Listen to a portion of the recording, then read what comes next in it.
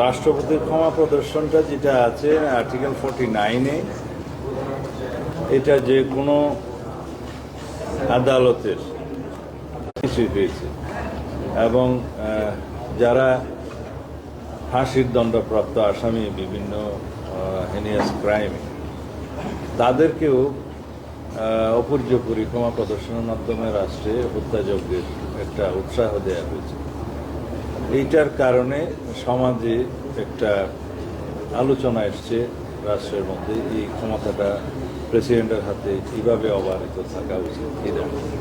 তো সেই সেন্টিমেন্টের সাথে একমত পোষণ করে আইনের মাধ্যমে রাষ্ট্রপতির এই ক্ষমতা প্রয়োগের একটা বিধান যায় কিনা এবং সেই আইনে পরামর্শ সভা বা বোর্ড ইত্যাদি রাখা যায় কিনা এবং তার সাথে কোনো নীতিমালা প্রণয়ন করা যায় কিনা, কী কী পদ্ধতি অনুসরণ করে এই ক্ষমা প্রদর্শনের বিষয়টি করা যায়। তা আমরা নীতিগতভাবে একমত হয়েছি যে রাষ্ট্রপতির এই ক্ষমা প্রদর্শনের বিষয়টি আইন দ্বারা নিয়ন্ত্রিত হবে। কনস্টিটিউশনাল আর্টিকেল 100-এর যে বিধানটা বর্তমানে আছে তার সাথে একটা বাক্য সংযোজন করার বিষয়ে সবাই একমত হয়েছে যে তবে রাষ্ট্রপতির এই ক্ষমতা সংসদে প্রণীত আইনের দ্বারা পরিচালিত হইবে, এই লাইনটা সংযোজন করার বিষয়ে একমত হয়েছে। এবং আইনের দ্বারা যে সংসদ যে আইন করবে সেই আইনটা করার সময় সবাইকে নিয়ে আলোচনা করে এবং সেই আইনকে কতটা সমৃদ্ধ করা যায় যাতে মিসইউজ না হয় সেই ক্ষমতা, সেই বিষয়টা তখন আইন প্রণয়নের সময় দেখা যাবে। এবং এখানে অনেকের পরামর্শ আছে, পরিবার ক্ষতিগ্রস্ত হবে যাদেরকে ক্ষমা করা হলো তার প্রেক্ষিতে তাদেরও একটা অনুমতির বিষয় থাকবে, তাদেরকে অন্তর্ভুক্ত করা হবে, সেটা অনুসরণীয় নীতির মধ্যে থাকবে। আরও অনেক বিষয় অনুসরণীয় নীতির মধ্যে থাকতে পারে এবং সেটা বোর্ডের মাধ্যমে পরিচালিত হয়ে শেষ পর্যন্ত যা কিছু সিদ্ধান্ত হবে তা আলটিমেটলি চূড়ান্ত সিদ্ধান্তের জন্য তো রাষ্ট্রপতির কাছেই যাবে। তো সেটাতে সবাই একমত হয়েছে, এটা একটা ভালো অগ্রগতি এবং সেটা পরামর্শ ছিল এই বিষয়ে যে আইনে এইভাবেই সংযোজিত করে এটা সংশোধন করা যায়, মানে পরিবর্তন এবং সংযোজন যেটাই বলে করা যায়। পরে সংসদের প্রণীত আইনের ক্ষেত্রে তখন বিস্তর আলোচনার মধ্য দিয়ে একটা আইন প্রণীত হবে। তারপরের বিষয়টা হচ্ছে বিকেন্দ্রীকরণ হাইকোর্টের।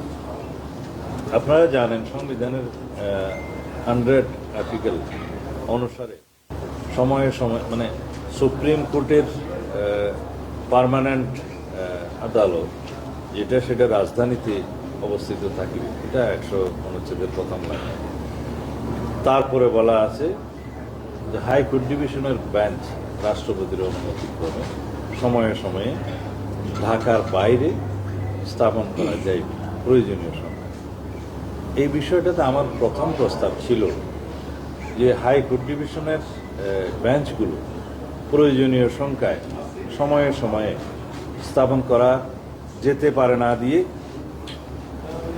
যাবে শব্দটা দিয়ে একটা বাধ্যতামূলক করা, যে হাইকোর্ট ডিভিশনের সার্কিট বেঞ্চগুলো যাতে প্রতি বছর একবার অথবা দুইবার মানে একাধিকবার প্রয়োজন অনুসারে যাতে ঢাকার বাইরে প্রয়োজনীয় স্থানে, শুধু বিভাগীয় হেডকোয়ার্টার হবে এমন কথা নেই, যেখানে সুপ্রিম কোর্ট উপযুক্ত মনে করবে সেই জায়গায় স্থাপন করতে হবে। এই বিষয়টা বাধ্যতামূলক করার জন্য আমার পরামর্শ ছিল এবং পরবর্তীতে একটা বিকল্প পরামর্শ দিয়েছি, সেটা হচ্ছে যদি পার্মানেন্ট বেঞ্চ করতে হয় হাইকোর্ট ডিভিশনের সংবিধানে পরিবর্তন এনে, সেই ক্ষেত্রে আমাদেরকে সুপ্রিম কোর্টের একটা আলোচনা করা উচিত।